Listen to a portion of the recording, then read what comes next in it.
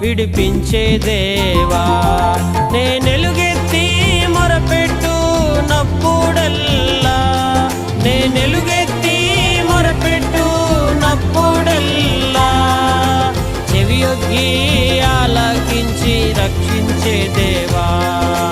చెవియొగ్గి ఆలకించి రక్షించే దేవా. ఆపద్బాంధవుడా ఆపత్కాలములో ఆపదల నుండి విడిపించే దేవా.